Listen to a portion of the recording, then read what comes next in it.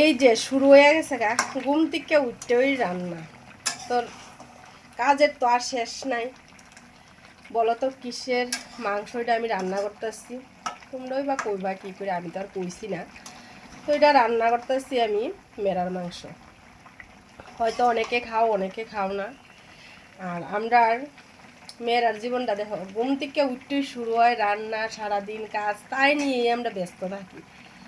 আর এটা যেমন মনে হয় আমরা জন্ম নিই মেয়েরা পড়ার মানে অধীনেই সব কিছু, মা বাবার ঘরে থাকি তখনে থাকে মা বাবার অধীন, এটা করো না এটা করো না, এটা ভালো না ওইটা ভালো না।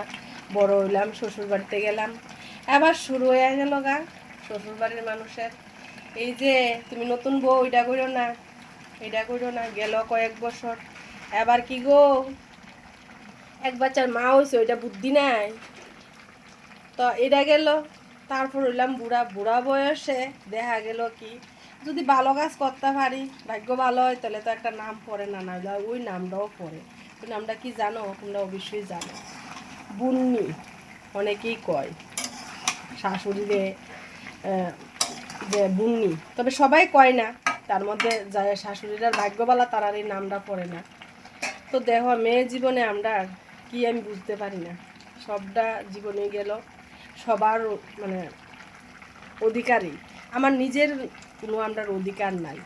আর যেদিন যামু ঝুলতে ঝুলতে তাও অপরার অধীনেই চারজনে কান্দ করে যায়।